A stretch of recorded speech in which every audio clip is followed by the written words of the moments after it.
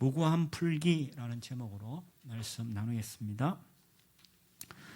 사자성어 중에 촌철살인이라는 사자성어가 있습니다. 그 뜻은 조그만 쇠붙이로 사람을 죽인다라는 그런 직역하면 그런 뜻입니다.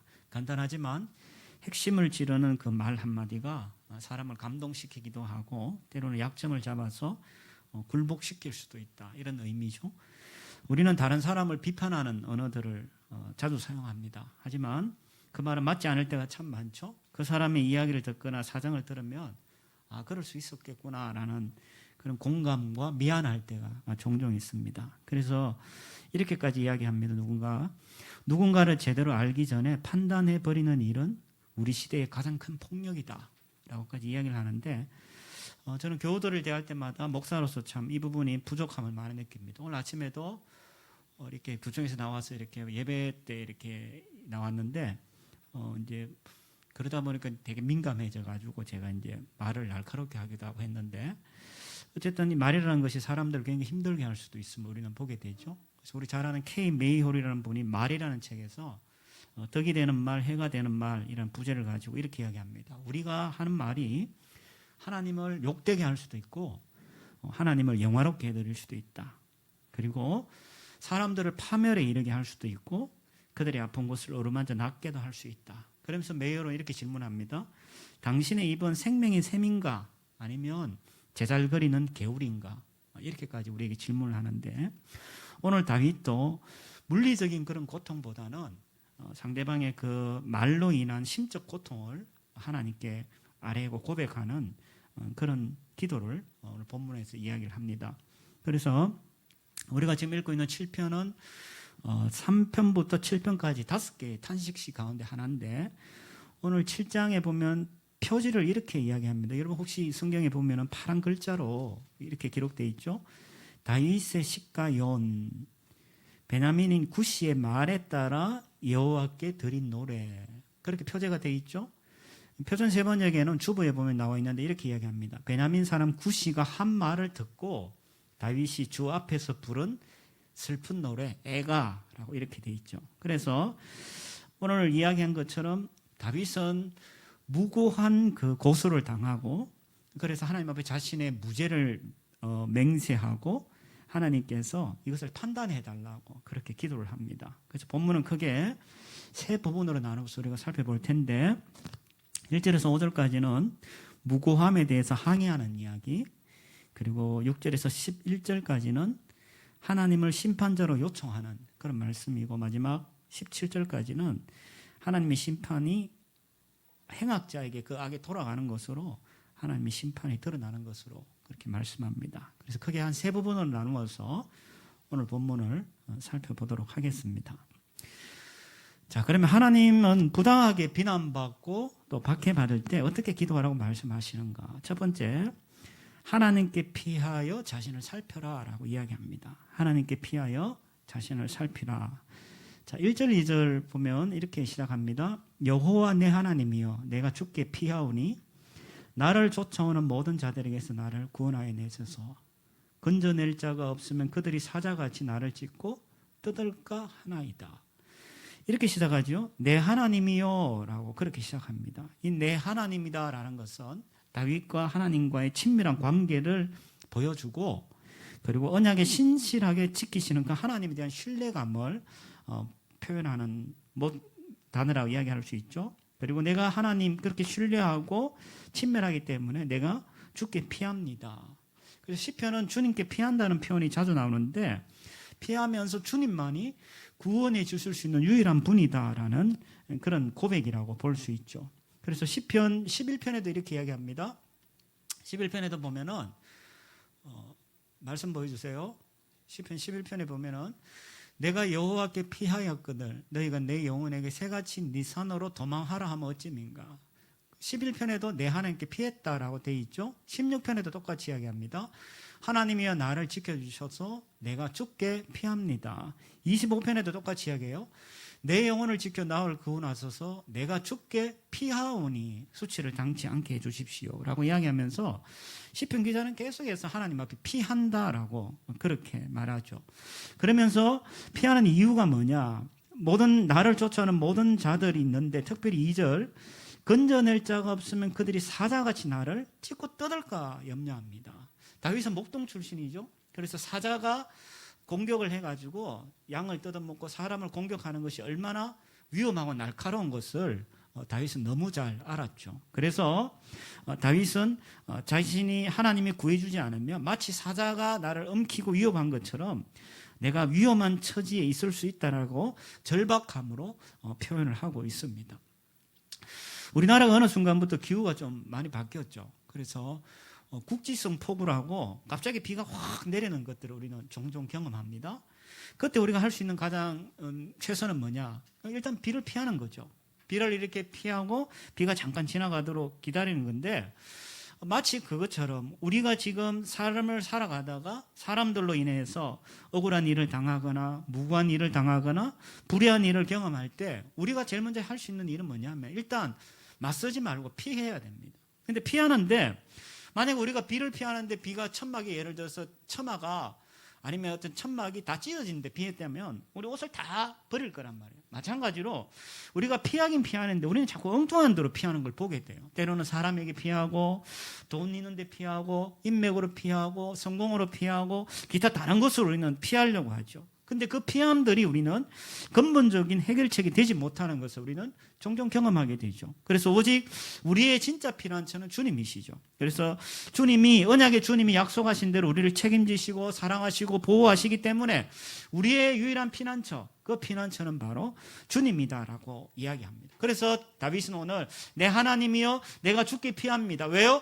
다윗에게는 바로 그런 하나님이기 때문에 다윗은 하나님 앞에 피한다라고 그렇게 말씀합니다. 자, 그러면 질문이 생기죠. 피한 후에 뭘 하냐? 피하고 난 다음에 반드시 자신을 살펴야 되는 거예요. 하나님 앞에 피해서 그냥 거기만 있는 것이 아니라 자신을 살피는 것이 우리에게 필요하죠. 다윗은 4절부터 5절까지 자신을 살피면서 이야기합니다. 여호와 내 하나님이여. 똑같이 한 번 더 이야기하죠. 여호와 내 하나님이여. 내가 이런 일을 행하였거나 손에 죄악이 있거나 악으로 갚았거나 까닭 없이 빼앗았거든. 다윗은 먼저 가정을 합니다. 내가 이렇게 행하였거나 죄악이 있거나 악으로 갚았거나 까닭 없이 빼앗았거든 라고 이야기하면서 자신의 가정을 먼저 하고 만약에 내가 그렇게 죄를 지었다면 5절 원수가 나의 영혼을 쫓아잡아 생명을 땅에 짓밟게 하고 내 영광을 먼지 속에 살게 하십시오 라고 이야기하면서 내가 만약에 죄가 있다면 나로 하여금 원수들이 나를 죽이고 엉망으로 만들어도 상관없다라고 표현하죠. 이것은 학자들이 이야기하기를 무죄, 맹세 형식이다라고 이야기하면서 어떤 사람이 자신이 내가 죄가 없습니다라고 이야기할 때 이런 형식으로 이야기를 했다고 이야기해요.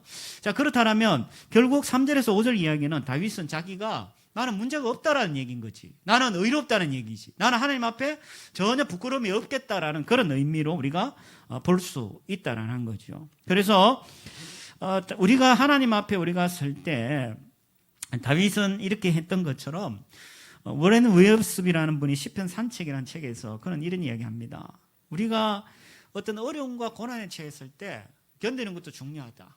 그 시간을 잘 우리가 이겨내는 것도 중요한데 정말 중요한 것은 일단 자기 자신을 좀 살펴봐라. 왜? 그 어려움과 고통과 힘든 시간이 그것이 그냥 우리에게 주어지는 것이 아니라 하나님은 그 사건을 통해서 우리에게 뭔가를 가르치고 또 어떤 영역을 개발하고 또 어떤 선한 일을 행하도록 하나님께서 베푸시는 하나의 장일 수 있다. 그렇다면 자기 자신을 먼저 살피는 것이 필요하다라고 이야기하는 거예요. 그저 그 자리에서 그냥 고통을 견디고 피난처인 하나님 밑에서 그냥 견디고 아파하고 힘들어하는 것이 아니라 그 시간들을 통하여서 자신을 살피면서 도대체 하나님이 이걸 통해서 뭘 하기를 원하실까라는 것을 늘 살펴야 된다라고 워렌 웨어스비는 그렇게 이야기를 합니다. 자, 그래서 우리가 처음에 부당하고 또 비난받고 박해받을 때 처음 우리가 해야 될 것은 일단 하나님 앞에 피하면서 자신을 살피는 것이 필요하다라고 말씀합니다. 두 번째로 우리가 부당하게 비난받고 박해받을 때 어떻게 해야 되냐? 두 번째는 하나님께 심판을 맡겨야 된다라고 그렇게 말씀합니다. 자, 6절 7절 보겠습니다.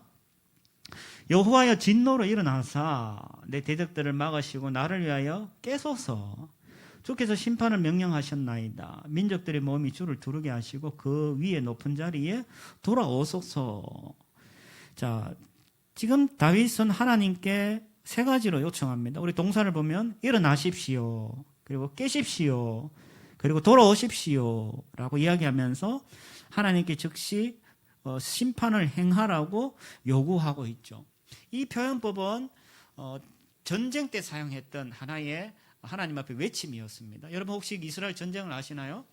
거기 보면 이제 이스라엘 백성이 다른 나라와 전쟁을 치를 때 그냥 나가지 않죠. 항상 하나님의 언약궤를 앞세워서 전쟁을 치르러 나갑니다. 근데 그 전쟁을 치러 나갈 때 그때 했던 함성과 외침들이 뭐였냐면 하나님 일어나십시오, 하나님 깨어나십시오, 하나님 돌아오십시오, 그리고 우리를 위하여서 이 전쟁에서 싸워서 이겨주십시오 라고 항상 이들이 이런 용어를 사용하면서 하나님 앞에 외쳤단 말이에요. 자, 그렇다면 이 지금 6절 7절은 거룩한 전쟁과 같은 그런 상황이라고 다윗은 인식하고 있는 거예요. 그러니까 계속해서 적들이 나에게 쳐들어갈 때 그냥 만만한 상황이 아니라 마치 전쟁과 같은 상황이야. 그래서 하나님 일어나십시오, 하나님 깨십시오, 하나님 돌아오십시오 라고 이야기하면서 자신에게 이 문제를 심판해주고 해결해 달라라고 요청을 하고 있는 거죠. 그런데 문제는 뭐냐면 아까 우리 기도자도 그런 기도를 하셨는데 살아가다 보면 하나님이 마치 주무시는 듯 할 때가 있는 거야. 도대체 뭘 하지? 왜 내 기도는 듣지 않지?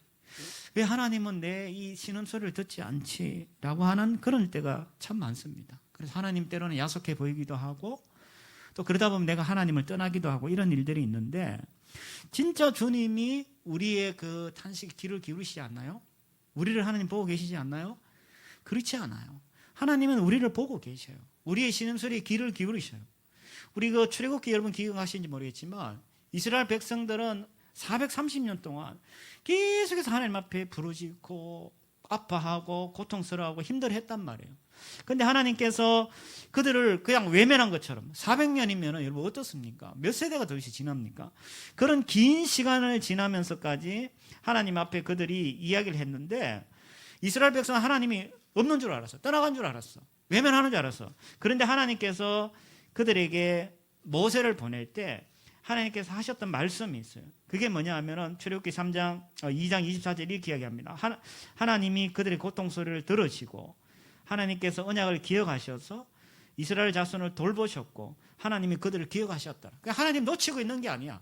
하나님 계속 보고 계시고 귀를 기울이시고, 근데 문제는 뭐냐면 하나님이 정하신 시간이 있는 거예요.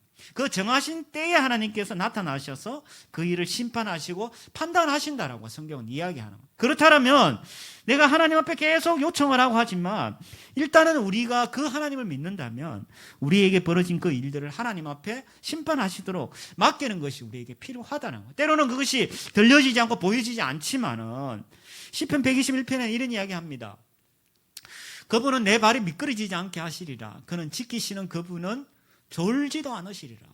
이스라엘을 지키시는 그분은 졸지도 않으시고 주무시지도 않는다. 우리가 잘 아는 시편 121편인데 내가 생각할 때 하나님 졸고 계시는 것 같아. 나를 외면하고 계시는 것 같아. 없는 것 같아. 그러지만 성경은 이야기합니다. 하나님 그분 졸지 않으신다. 그분 주무시지도 않는다. 문제는 뭐냐? 때가 되지 않은 거야. 그렇기 때문에 우리는 그걸 안다라면 우리의 심판을 하나님 앞에 맡길 수 있다라고 그렇게 말씀하는 거죠. 이어지는 8, 9절에 보면 구체적으로 이야기합니다. 여호와께서 만민에게 심판을 행하시오니 여호와여 나의 의와 나의 성실함을 따라 나를 심판하소서. 악인의 악을 끊고 의인을 세우소서. 의로우신 하나님 사람의 마음과 양심을 감찰합니다 라고 말씀하죠. 여기 보면은 먼저 만민에게 심판을 행하십시오. 그런데 뭐에 따라 심판합니까? 의와 성실함. 자신의 의와 자신의 성실함을 이야기하면서 다윗은 하나님 앞에 굉장히 당당하죠. 여기에 의라는 단어, 성실하는 단어를 찾아보면 이렇게 해석합니다. 의라는 말은 하나님 앞에 나의 마음이 바로 서 있는가. 또 성실함이란 말은 하나님을 향한 나의 마음이 흔들리지 않는가. 같은 의미인 거죠. 결국 의와 성실이라는 것은 하나님 앞에서 내가 바로 서 있는가. 그런 의미인데 의와 성실함을 기준으로 하나님 나를 판단하십시오. 근데 나만 판단하는 것이 아니라 악인도 판단하고 9절에 보니까 악인을 끊고 또 의인을 세우고 결국은 자기가 의인이기 때문에 자신을 세워달라는 얘기죠. 악인은 끊어달라는 얘기죠. 그리고 하나님께서는 사람과 마음과 양심을 감찰하시는 분이다라고 이야기하면서 자신이 의인이고 의인을 세우고 악인을 끊어달라라고 그렇게 기도를 하죠. 그러면서 다시 한번 하나님에 대해서 자신의 확신을 이야기합니다. 하나님 나의 방패입니다. 정직한 자를 구원하시는 분입니다. 하나님 의로우신 재판장입니다. 하나님 매일 분노하시는 하나님입니다. 그 하나님을 내가 알기 때문에 나는 의로운 자야. 그런 하나님을 내가 알기 때문에 그 하나님께 내가 이 문제를 맡깁니다라고 그렇게 말씀하죠. 그래서 하나님께 순종하는 자들은 사람들의 제약이 관가되지 않을 것이라는 사실에서 우리는 위로 얻을 수 있고 하나님께서 직접 이들에게 복수하기를 원하시는 그런 모습을 보게 됩니다. 최근에 지금 어제 오늘 이렇게 제가 기사를 검색하다 보니까 재밌는 이야기가 하나 있던데 재밌는지 사실은 그 사람에게는 아픈 이야기인지 모르는데 경남 밀양에서 있는 일이죠. 이제 차가 아마 신호가 좀 노란 신호가 바뀌었는 것 같은데 그쯤에서 아마 차가 지나갔던 것 같아요. 근데 제가 영상을 보니까 그 할머니는 좀 멀리 떨어져 있던데 할머니도 신호가 바뀌자마자 아마 길을 건너려고 했던 것 같아요. 자전거를 타고 가려다가 뭐 저첨저첨 하다가 넘어졌는데 그까지는 오케이. 그래서 이 운전자가 미안해서 와서 여러 가지 조치를 취했단 말이에요. 근데 얼마가 청구됐냐면은 2,200만 원이 나왔대요. 그래서 이 운전자가 억울하다고 기사에 올리고 결국은 그게 이제 재판에 아마 넘겨지게 될 건데 제가 여기 왜 관심을 가졌냐면 우리 교인 중에 한 분도 지금 꼭 비슷한 상황에서 지금 넘어져서 팔에 깁스를 하고 계신 분이 계시거든요. 그래서 제가 그분한테 보상 받았냐 그러니까 그 운전기사가 창문도 한번 안 내리고 샥 가버리더라라고 이야기하던데 이거는 좀 다른 상황이에요. 자, 이런 상황 속에서 만약에 우리가 이 재판을 자기 스스로 해결하려고 한다면 이게 가능할까요? 이거는 해결할 수 있는 문제가 아닌 것 같아요. 왜냐하면 그 할머니는 계속 더 많은 돈을 요구한다고 이야기해요. 아주 작정을 하신 것 같아요. 자, 이런 상황 속에 필요한 게 뭐냐면 이 문제를 진짜 지혜롭고 현명한 판사한테 맡기는 거예요. 맡겼을 때 그 문제는 정의에 따라서 잘 해결되어지겠죠. 이런 세상의 일상도 마찬가지인데 우리가 살아가는 세상 속에서 일어나는 부득이하고 불편하고 무관 이런 일들은 우리가 이런 하나님을 안다면 나의 방패 되시고 정직한 자를 구원하시는 분이고 의로우신 재판장이라면 당연히 우리는 그 하나님께 우리의 문제를 맡기는 게 맞단 말이에요. 그래서 우리가 부당하게 비난받고 박해받을 때마다 그저 혼자 끙끙 앓지 말고 그걸 하나님 앞에 하나님께 심판을 맡기는 것이 우리에게 필요하다라고 그렇게 말씀합니다. 그 다음 세 번째, 우리가 무고하게 비난받고 박해받고 이렇게 할 때 우리께 하나님 앞에 피하여서 자신을 살피고 그리고 심판을 하나님께 맡기고 그 다음 세 번째 할 일이 뭐냐면 하나님의 처분을 기다리는 것이 우리에게 필요하다라고 그렇게 말씀합니다. 12, 13절 한번 봅니다. 사람이 회개하지 아니하면 그가 그의 칼을 가심이여 그의 활을 이미 당기어 예배하셨도다. 죽일 도구를 또한 예비하심이요 그가 만든 화살은 불화살이로다. 하나님은 전사처럼 악인을 죽일 여러 가지 도구들을 준비하시죠. 그래서 자기 백성을 박해하는 자들을 대적하여 죽일 것이다 라고 이야기하는데 의인에게는 하나님의 방패죠. 그래서 보호한다는 그런 의미가 있는데 악인에게는 하나님이 어떤 분이냐? 칼과 불화살과 무기가 된다는 것을 우리에게 보여주죠. 여기서 나오는 칼과 활, 화살, 불화살 이런 것은 악인을 멸망시키는 하나님의 심판을 상징하는데 이미 하나님께서는 우리가 뭐라고 하지 않아도 이미 하나님께서 조치를 다 취하고 계신 거예요. 우리의 억울함을 하나님 다 알고 계신 거죠. 이스라엘 백성이 430년 동안 그렇게 내팽개쳐져 있는 것 같지만은 하나님이 그들을 돌보시고 기억하시고 그들을 계속 보셨던 것처럼 하나님은 우리를 계속 보고 계신 거예요. 억울해요. 무고해요. 내가 참으로 원한이 있어. 근데 하나님 다 보고 계시다라고 이야기하는 거예요. 그러면서 하나님은 이미 우리 억울함을 아실 뿐만 아니라 이미 조치를 다 취하고 계신다는 거예요. 그래서 하나님께서는 그들에게 심판을 명령하시고 실질적으로 악인들을 멸망시키는 분임을 우리에게 말씀하고 있다는 거죠. 그런데 우리가 살아가다 보면 때로는 하나님이 악인을 직접 이런 칼이나 활이나 화살로 멸망하시는 경우도 있지만 근데 또 어떨 때는 하나님이 그렇게 처분하시지 않고 악인들을 다른 방식으로 그들을 처분하시는 거 우리는 보게 됩니다. 자, 14에서 16절을 보면은 이렇게 이야기하죠. 악인이 죄악을 낳으며 재앙을 배워서 거짓을 낳았다. 그가 웅덩이를 파 만들며 제가 만든 함정에 빠졌다. 그의 재앙은 자기 머리로 돌아가고 그의 포악은 자기 정수리에 내린다라고 그렇게 말합니다. 자, 이거 말은 어떤 말이냐면 하나님께서는 직접적으로 칼이나 활이나 이런 도구를 통해서 심판하기도 하지만은 그러나 하나님은 때로는 악인들 스스로가 스스로의 세운 계획에 빠져서 스스로 멸망하게 만드는 그런 하나님의 모습을 우리에게 보여주고 있다는 거죠. 이 15, 16조는 대표적인 보응신학의 대표적인 진술입니다. 악인은 깊은 구덩이를 파지만 그 구덩이에 스스로 빠지고 다른 사람을 위해서 계획된 폭력을 가하지만 그 폭력이 오히려 자기에게 돌아오게 된다라고 그렇게 말하는 거죠. 이것은 마치 이거와 같습니다. 하나님이 심판하실 때 예를 들어서 사업이 망하거나 질병을 줘서 이 사람을 어렵게 할 수도 있지만 역으로 하나님은 그 악인에게 형통함을 주실 수도 있어요. 더 성공하게 하는 거죠. 형통함을 하게 해요. 근데 그것이 사람들은 어떻게 생각하냐면 난 복 받았어. 하나님이 날 만사 형통하게 하네. 그런데 그것이 하나님의 심판의 방식인 걸 우리가 종종 모른다는 거예요. 왜 그렇습니까? 우리가 성공하고 소위 만사 형통하면 우리는 자기가 복 받았다고 생각하고 점점 하나님을 점점 더 무시하게 되는 거예요. 왜? 내 하나님 없이도 잘 사는데 뭐. 내 하나님 없이도 아무 문제가 없어. 점점 하나님 멀리 가는 거죠. 뿐만 아니라 하나님을 무시하게 되면 사람 무시하는 거는 금방이에요. 하나님을 무시하는데 사람 무시하는 거 너무 쉽게 일어나죠. 그러다 보면 점점 그 사람은 성공을 하면 할수록 그 사람은 하나님을 무시하고 이웃을 멸시하는 자리에 가게 되는 거죠. 결국은 그것이 자신의 그 성공, 자신의 이익에 중독된 상태에 버려지면 결국은 자기 스스로가 몰락하는 자리에 가게 되는 것을 우리는 보게 되는 거죠. 주변에 그런 사람을 이야기합니다. 하나님도 안 믿는데 악인들이 형통해. 근데 어떤 분은 잘 살고 이런데 일찍 돌아가셨어. 그래서 어떤 분이 그런 이야기를 하더라고요. 그 일찍 돌아가신 분은 이 땅에서 정직하게 살고 저 하늘나라에 대한 소망이 있기 때문에 이 땅에 하나님이 오래 두실 필요가 없다는 거예요. 그래서 이 땅에서는 그냥 정직하고 선하게 살다가 하나님 잘 믿다가 일찍 하나님 곁으로 가는 거야. 근데 저 하늘나라에 소망이 없고 이 땅이면 소망이 있는 인간들은 이 땅에서 그냥 만년 천년 먹고 살 것처럼 막 성공하고 잘 되게 한다는 거예요. 그러니까 막 이 땅에서 막 몇 수십세 사는 거예요. 근데 그게 진짜 복인가요? 이 땅에서 막 수천 년 수만 년 사는 게 복인가요? 우리가 신앙을 고백합니다. 오늘도 조금 전에 예배드릴 때 신앙을 고백했는데 그게 진짜 복인가요? 아니요. 우리는 저 하나님 곁으로 가는 것이 진짜 복이죠. 근데 사람들을 이 땅에 내버려 둔 거 우리가 조금만 거꾸로 생각하면 하나님께서 그것을 심판의 형태로 보여주시는구나 이렇게 볼 수가 있는 거예요. 그래서 꼭 우리가 일찍 돌아가신 거 나쁘게 볼 수 있냐? 그렇지 않다라는 거. 그 이야기를 하는데 제가 아주 큰 울림이 있었어요. 그렇구나.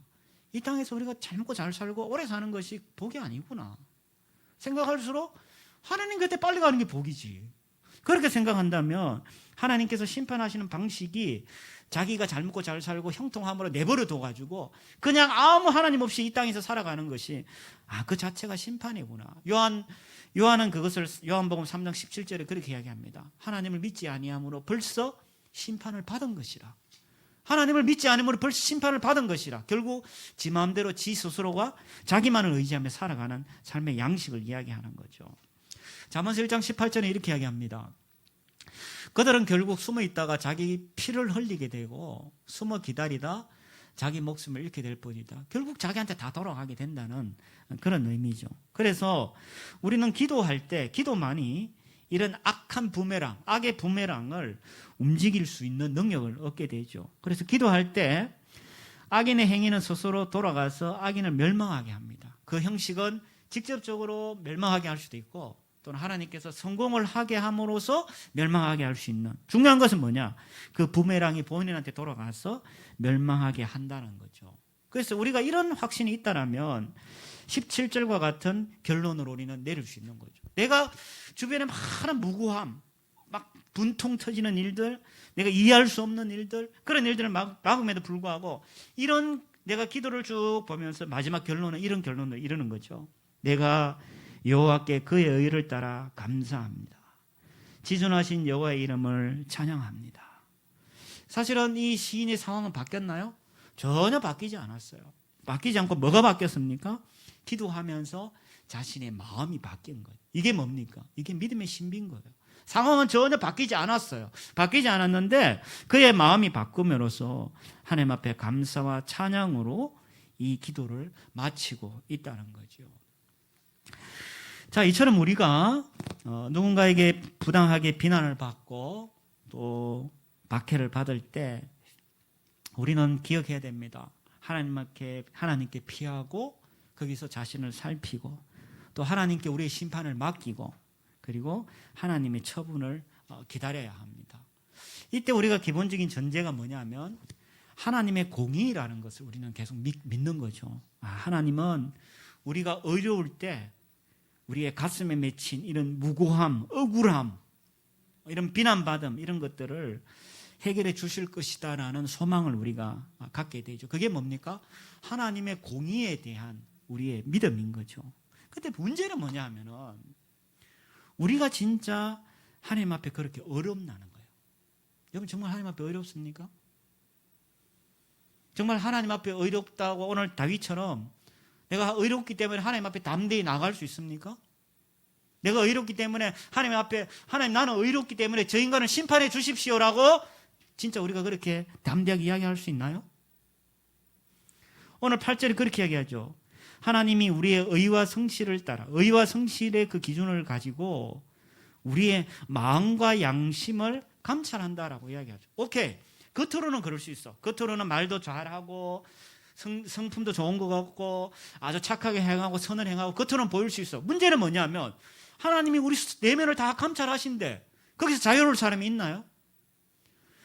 제가 이번에 그 건강검진을 했는데 병원에서 연락이 왔어요. 대장 내시경을 해야 됩니다. 뭐가 좀 있기 때문에. 그래서 검사를 했어요. 저는 그때는 아무 멀쩡하잖아요. 근데 그 병원에서 처음에 연락이 왔을 때 사실은 덜컥했어요. 마음이. 도대체 뭐지? 왜 갑자기 연락 와서 검사 받으라 하지? 병원에 왔어. 그래서 이제 내시경을 이제 하면서 검사를 맡았는데 다행히 감사하게도 이제 큰 일은 일어나지 않았는데 우리는 겉으로 보면 멀쩡해. 저 사람 나이스하고 착하게 살고 또 별 문제가 없는 것 같아요. 그런데 만약에 그것이 우리가 마치 내시경이나 엑스레이를 찍듯이 구체적으로 진단을 해가면 마음과 양심을 살피면 자유로울 사람이 누가 있습니까? 하나님 앞에 내가 의롭고 성실합니다라고 하나님 앞에 그렇게 이야기할 사람이 여기에 누가 있습니까? 아무도 없다라는 거예요.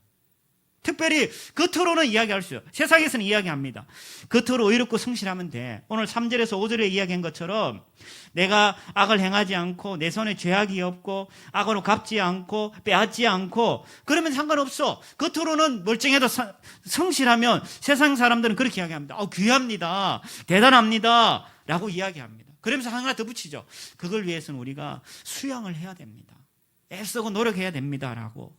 때로는 뭐 글을 읽든지 뭐 자기가 기도를 하든지 뭐 이렇게 수고하면서 우리가 겉으로 우리가 의롭고 성실하면 된다라고 세상 사람들은 그렇게 이야기합니다. 근데 성경은 그렇게 이야기하고 있지 않다라는 거죠. 우리가 지금 살아가는 이 문화가 유교 문화권이잖아요. 유교 문화권인데 유교의 기본 경전이 사서삼경이잖아요. 근데 그게 이제 대학이라는 책을 보면 내용이 이제 크게 두 부분으로 나눠져 있는데 3가지 강령, 3강령, 그리고 8가지 조목으로 나눠져 8조목이라고 이야기하는데 강령이라는 것은 모든 이론의 업됨이 되는 큰 줄기를 이야기하는데 명명덕, 그리고 신민, 지어지신 뭐 이야기해도 알아듣지도 못해요 우리가. 그런 거구나. 근데 8조목은 우리가 많이 들어봤어. 8조목은 뭐냐 하면은 경물, 치지, 성의, 정심, 그리고 수신, 제가, 치국, 평천하. 이거 들어봤죠, 우리? 어디서? 들어봤는데, 이 8조목을 우리가 가만히 보면 이렇게 이야기합니다. 천하를 잘 다스리면, 평천하 하려면 우리가 일단 치국해야 된다. 나라를 잘 다스려야 된다. 나라를 잘 다스리는 치국을 하려면은 제가, 집을 잘 다스려야 된다. 근데 제가를 하려면 뭐가 필요하냐? 우리가 몸이 잘 수양이 돼. 수신해야 된다. 근데 수신의 근본은 뭐냐? 바로 성의와 정심이다. 마음을 바르게 하고 마음을 잘 다스려야 된다라고 이야기하죠. 물론 그것의 기초는 뭐냐? 앞에 경물치지, 어떤 지식에 기반한 마음을 다스리고 몸을 수양할 때 집이 다스려지고 나라가 다스려지고 천하가 다스려진다라고 이야기하죠. 그러다 보니까 대학에서 강조하는 것은 뭐냐면요, 계속해서 우리가 기본적인 어떤 지식에 근거해 가지고 우리 마음을 바르게 하고 몸을 수양하고, 계속 수양이란 말은 갈고 닦는다는 말이잖아요. 계속 자신이 돌을 닦아야 됩니다. 갈고 닦으면 우리가 어느 정도 성공하게 되고, 성공하게 되면은 우리가 사람들이 소위 뭐라고 이야기하냐, 성인이다라고 이야기한다는 거예요. 근데 웃기는 거는요, 우리가 이런 유교 문화권에 살아서 그런지 몰라도 우리가 신앙생활도 그런 식으로 하는 거야. 그냥 겉으로만 갈고 닦는 거지. 내가 여기에 이야기했던 것처럼 성의, 정심해서 수양하는 거지. 그래서 내가 남들 볼 때 아우 내가 좋은 크리스찬이야라고 드러내잖아요. 그래서 조심해서 또 조심하고 이런 삶을 우리가 막 살아가는데, 사실은 죄송합니다만은 그렇게 여러분들이 예배드리고 신앙생활을 하는 것, 다른 말로 하면 율법주의적인 신앙생활인 거예요. 근데 사람들은 그걸 높여요. 야, 집사님, 권사님 대단합니다. 어떻게 그렇게 기도하고 말씀 보고 대단합니다. 예, 이야기할 수 있어요. 근데 그것은 어쩌면은 율법적인 신앙생활일 뿐인 거죠. 겉으로 드러나는 모습은 의로울지 몰라도 오늘 말씀처럼 의와 성실에 비추어서 우리의 마음과 양심을 본다라면 과연 우리가 진짜 의로울 수 있나요? 진짜 우리가 자신 있나요? 겉으로는 우리가 종교적인 형식을 다 지켰단 말이에요. 근데 정말 여러분 마음과 양심조차도 정말 의롭고 자신 있나요? 세상 사람들은 그렇게 이야기해요. 여러분들이 마음을 닦고 몸을 수양하면은 여러분들이 성인의 반열에 이릅니다. 근데 크리스찬들이 신앙생활을 그런 식으로 한다는 거야. 근데 우리 마음은 계속해서 죄를 짓자. 순간순간 죄를 짓고 생각이란 말로 실수를 한다는 거예요. 그래서 예수님은 이 당시에 이런 모습들, 대표적인 사람들이 누구였냐면 바리새인들이었다. 바리새인들을 향해 예수님 책망하시죠. 마태복음 볼까요? 거짓 예언들을 조심해라. 그들은 양의 탈을 쓰고 다가오지만 사실은 사나운 늑대라. 겉으로는 딱 수양된 것 같아. 근데 속은 보니까 양심과 마음은 사나운 늑대다 이야기예요. 또 볼까요? 23장. 너희에게 화가 있다. 이 너희는 율법자 바리새파 사람들이죠. 너희에게 화가 있을지어다. 율법학자 바리새인 윗선자들아. 너희는 하얗게 칠한 무덤과 같다.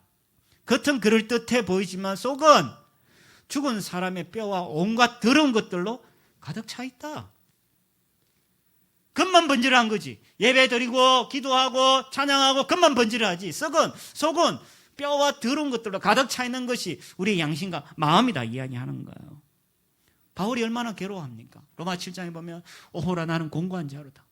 계속해서 자신의 삶이 그렇게 원하지만 계속해서 자신을 죄 아래로 몰아가는 그 자신을 향해서 바울은 절규하고 아파하는 이야기가 로마서 7장에 나온다는 거예요. 그럼 우리 질문이 생깁니다. 아니 그럼 다윗은 뭡니까? 다윗은 그러면 자기가 지금 3절에서 5절에 보니까 겉으로도 이야기하고 8절에 보니까 9절에 보니까 자신의 마음과 양심도 이야기. 대단한 사람이네. 그럼 자신의 의를 의지했나요? 다윗이? 자신의 의를 의지하고 하나님 앞에 그렇게 담대하게 주님 공의로운 하나님 심판해 주십시오라고 이야기했나? 그렇지 않았어요. 다윗은 자신의 의가 아니라 그는 주님의 의를 신뢰했죠. 주님의 의를 신뢰했기 때문에 그는 하나님 앞에 담대히 요청할 수 있었던 거예요. 그래서 다윗의 의는 바울이 이야기하는 그 의, 소위 이야기하는 이신칭의 믿음으로 이렇게 된다는 의와 맥을 같이 합니다. 예수님은 우리 대신 십자가에서 죽으심으로 우리의 죄와 사망의 지배에서 우리를 해방하게 하셨죠. 뿐만 아니라 그것으로 인해서 우리는 하나님 앞에 설 수 있고 하나님 나라에 들어갈 수 있는 그 자격, 즉 의롭다 함을 우리는 얻게 되었다라고 이야기해요. 그 의로움이 하나님 앞에서 우리의 피난처를 사실은 제공하는 거예요. 다윗이 내 하나님이여 내가 주께 피합니다 라고 하는 그 피난처를 어디서 그것이 주어지냐? 바로 하나님께로부터 주어지는 그 의로움, 그것이 우리에게 피난처를 제공하는 거죠. 로마 3장에 이렇게 이야기합니다. 그리스도 예수 안에 있는 구속으로 인해 하나님의 은혜로 값없이 의롭다는 인정을 받았습니다. 하나님은 이 예수를 속죄제물로 내어주셨습니다. 의롭게 되는 것은 예수의 피를 믿음으로 이루어집니다.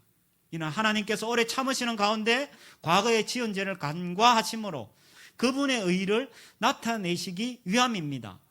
지금 아래 이때에 하나님이 그분의 의를 나타내신 것은 자신이 의로우시며 또한 예수 믿는 사람들을 의롭다고 인정하시는 분임을 나타내시기 위함입니다. 아멘. 우리의 의로움은 외적인 것으로 주어지는 것이 아니라는 거야. 만약에 그렇다면 우리가 아까 수신제가 치고 평천하를 이루기 위하여서 우리가 더 우리의 성의와 정심을 해야 하는 것처럼 우리 그렇게 신앙생활을 해야 되는 거야. 근데 성경 그렇게 이야기하고 있지 않다라는 거죠. 갈라디아서는 이걸 조금 다르게 설명합니다. 갈라디아서는요 3장 27절 이렇게 이야기합니다.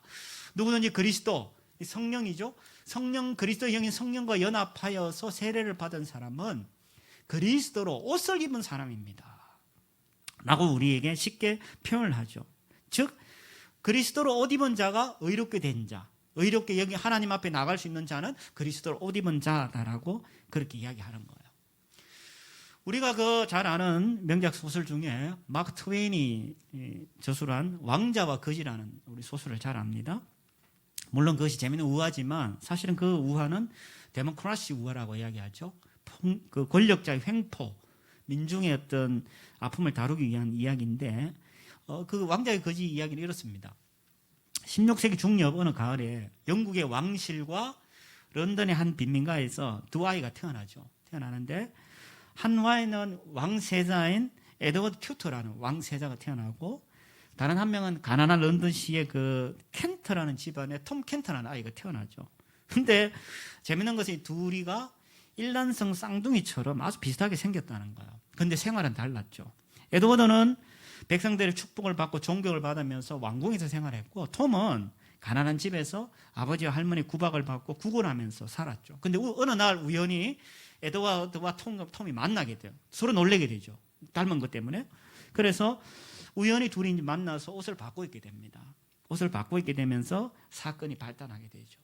옷을 바꿔 입고 나서 이제 서로가 이제 자기가 원래 있던 자리가 아닌 다른 자리로 가게 되죠. 에드워드는 톰의 집에, 톰은 에드워드 집에 가게 되는데 톰이 에드워드 역할을 하게 되는데 알아보지 못하는 거예요, 사람들이. 왜 알아보지 못할까요? 그가 왕자라는 옷을 입고 있는 거예요. 왕자라는 옷을 입고 있으니까 사람들이 알아보지 못하는 거예요. 그때부터 자기가 꿈꾸던 왕궁 생활이 펼쳐지는 거예요. 문제는 뭐냐? 옷은 왕자의 옷이 있고 신분은 왕자인데 그는 원래 거지였어. 그러니까 하는 짓은 전부 거지처럼 행동하는 거예요. 밥상에 떨어진 거 주워 먹고 뭐 이런 짓을 하는 거예요. 근데 옷은 왕자야. 근데 하는 짓은 거지야. 그럼에도 불구하고 그는 왕자로서 계속 대접을 받았다는 거죠. 자, 우리가 한번 상상해 봅시다. 상상력을 좀 더 발휘해서 우리 같은 죄인이 거룩하신 하나님 앞에 함께 있는 모습을 한번 상상해 봅시다. 감히 우리가 하나님 앞에 나아갈 수 있나요? 우리는 하나님 앞에 감히 나갈 수 없는 죄인입니다. 하나님의 얼굴을 볼 수도 없는 그런 죄인이죠. 근데 하나님은 우리를 따뜻한 눈길로 우리를 보시고 우리를 기뻐하시고 우리를 사랑스러워하시고 우리를 즐거워하시죠. 왜 그렇습니까?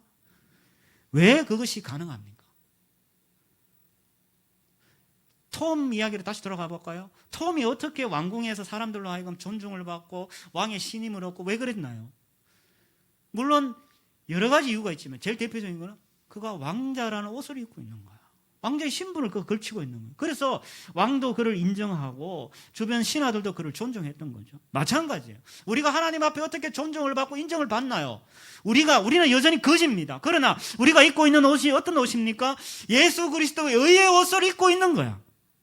하나님께서 우리를 보실 때 우리를 죄인으로 보시는 것이 아니라 하나님의 사랑하시는 그 아들, 하나님의 왕자, 거룩하신 예수 그리스도로 우리를 보시는 거예요. 그래서 하나님은 우리를 향하여서 의롭다라고 우리에게 말씀하신다는 거야. 물론 이런 은혜는 아무에게나 부어지는 게 아니에요. 바로 믿음이 필요합니다. 아, 내가 예수 그리스도로 인하여서 내가 하나님 한 자녀가 되었지. 예수 그리스도로 인하여서 내가 의롭게 되었지. 아, 내가 예수 그리스도로 옷을 입었지. 이거에 대한 믿음이 있는 자. 그런 믿음이 있는 자는 하나님의 공의로우심을 믿고 그 공의로우심 앞에 내가 당당하게 나아갈 수 있는 거예요. 계속해서 우리 마음은 호소합니다. 양심은 계속 우리를 고소합니다. 네가 진짜 그럴 수 있냐? 네가 진짜 어렵냐? 예, 이야기해야 되죠. 로마서 8장 1절에 이야기합니다. 예수 그리스도 안에는 결코 정죄함이 없나니, 정죄함이 없나니 죄와 사망의 법에서 생명의 성령의 법이 너를 해방하였습니다. 우리는 의로운 자입니다. 왜요? 예수 그리스도로 인하여서. 그렇기 때문에 공의로우신 하나님 앞에 우리는 당당하게 나갈 수 있고, 오늘 다윗이 이야기했던 것처럼 주님, 저 악인들을 멸하여 주십시오 라고 그렇게 당당하게 이야기할 수 있는 거죠. 히브리서 4장 16절에 이렇게 이야기합니다. 자비하심을 얻고 필요할 때 도우시는 은혜를 얻기 위하여 은혜의 보좌 앞으로 담대히 나아갑시다. 어떻게 가능한가요? 우리가 의인이기 때문에, 내가 예수 그리스도로 의로 옷을 입었기 때문에 우리는 은혜의 보좌 앞에 당당히 나갈 수 있게 된다는 거죠. 말씀을 마무리합니다. 혹시 여러분들이 부당하게 비난을 받고 있나요? 혹시 무고하게 여러분 박해를 받고 있나요? 그렇다면 공의로우신 하나님 앞에 그 문제를 들고 나아갑시다. 혹시 공의로운 하나님 앞에 나아갈 때 두렵나요? 그렇다면 여전히 여러분은 아직까지 여러분의 행위에 집중되어 있는 거예요. 우리는 예수 그리스도의 의로우심을 의지해가지고 공의로우신 하나님 앞에 나아갑시다. 그리고 여러분이 갖고 있는 모든 문제를 심판자 되신 하나님 앞에 맡기고 하나님 어떻게 처분하실지 오히려 기대함으로 기다립시다. 그리고 다윗이 고백했던 것처럼 여호와여 그의 의를 따라서 감사합니다. 지존하신 하나님 당신을 찬양합니다. 공의로우신 하나님 이 문제를 하나님의 뜻대로 해결해 주십시오 라고 말씀하면서 우리가 우리의 무고함을 풀어지는 걸 경험하기를 주 이름을 축원합니다. 다윗이 그랬던 것처럼 상황은 지금 전체 다 바뀌지 않을 수도 있어요. 그러나 하나님 앞에 여러분이 그렇게 기도하고 나아갈 때 여러분의 마음이 하나님께 합족한, 여러분의 마음이 합족한 대로 바뀌어 줄 줄 믿습니다. 우리 주신 말씀 생각하면서 이 시간에 같이 회개하거나 믿어야 될 것들, 우리 시간 한 목소리를 같이 기도하도록 합시다. 기도합니다. 하나님 아버지 감사합니다. 저희들 사랑해 주시고 오늘